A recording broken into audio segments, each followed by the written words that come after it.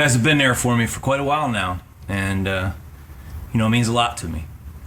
That's why I'm gonna come clean, guys. I just, my conscience, it's got the best of me. I'm not big on living with secrets, I just feel like you got to get it out in the open.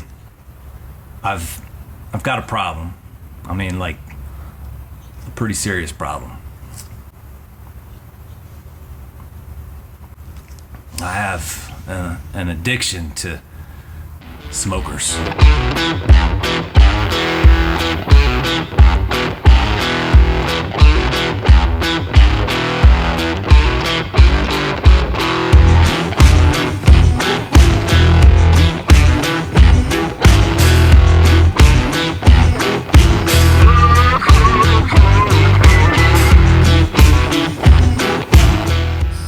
I do have a bit of a problem. I don't know. I can't help it. I like trying new things and cooking food different ways and seeing what I can do. It's fun for me. And since you're watching, I assume that it's probably fun for you too. Guys, I really appreciate you joining us on this video. If you've never been here to Delmarva Backyard before, I really want to welcome you. I'm all about cooking and the tools to cook for backyard food. We're talking brisket, we're talking ribs, we're talking sides, you name it. If it's gonna be at a barbecue party or a backyard party or family get together, it's gonna probably be on the channel, or at least something similar. I wanna apologize to you for the exposure changes. I've got some clouds in the sky and it's really bright and sunny one moment and then cloudy the next. You guys that have been watching my channel for a while or have watched most of my videos, I have an older video to do, or a couple of older videos to do with Masterbuilt.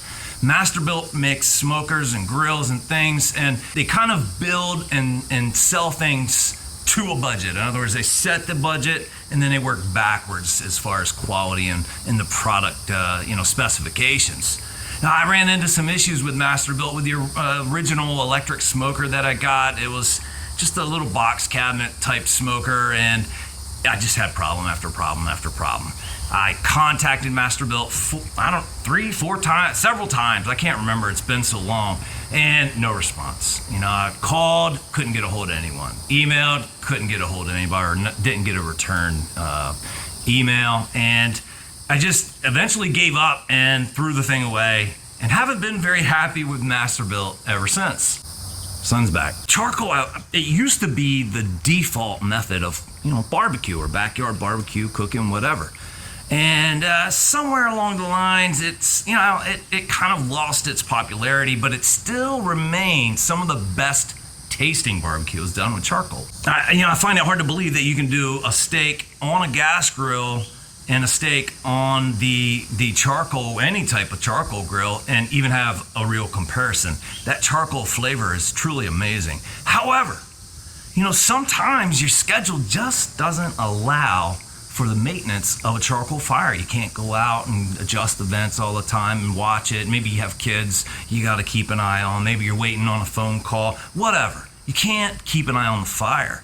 And so you don't get to use that charcoal flavor because you can't cook with charcoal if you can't check and maintain that fire. A lot like a wood burner.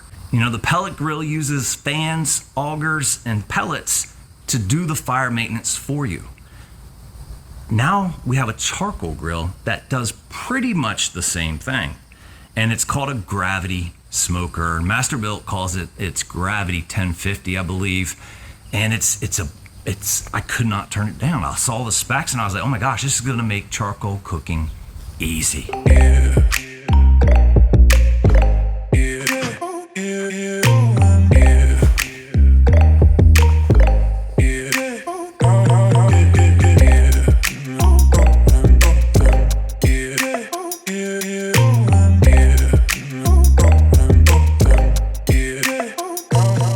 Gotta say, I was pretty concerned with the Masterbuilt right from the start. As you can see here, they installed the plastic over the control panel so that you couldn't get the plastic to pull off cleanly. It's 2021. We should be doing things much better than that by now. These small things matter, and what I'll say is the unit feels like it's built solid. However, you run into features right away that make you feel like they skimped on the budget, like the fold-out shelf and some other things, but ultimately fairly well built right out of the box. So I heard one of you ask, why would I mess with Masterbuilt again after the first experience? Time and time again on the internet, all people would say is this is the best smoker slash grill that you can buy for the dollar.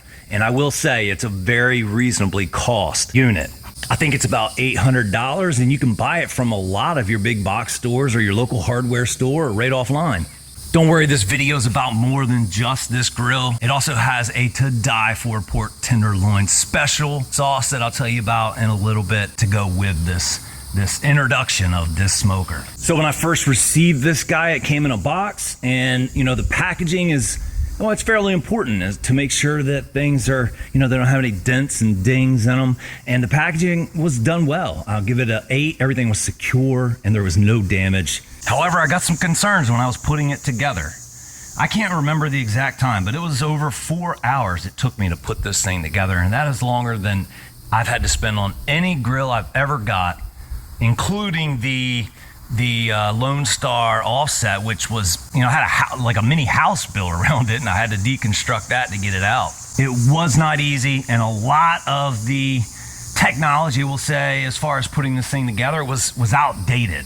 And that's always been the knock for Masterbuilt, is they're building to a budget rather than looking for quality. And there's definitely a lot of areas where they could have went with a different system, a different part, and given us a much better product. I will say everything looks fairly professional though, and neat and clean. After I was able to put it all together, I think it came out nice. But it's things just like this little fold out here, this tray.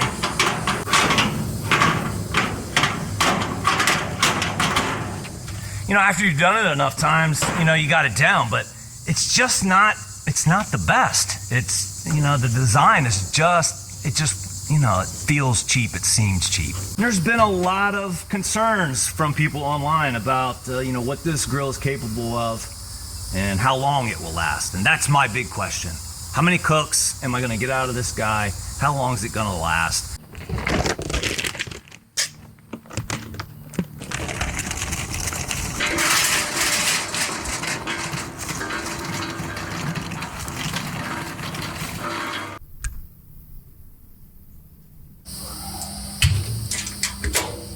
So this new system is a little different. It has these little flaps, these little metal flaps that you pull out in order to open up the airflow so that the fire can receive air and the heat and smoke can go from the fire chamber into the cooking chamber. To start the fire, it has this little metal tray. Now the cool thing is you can push like a paper towel with some oil or a fire starter. Getting it to fit in that little hole is a little bit tricky, so a paper towel with some oil on it is probably your best bet, and that's what I used.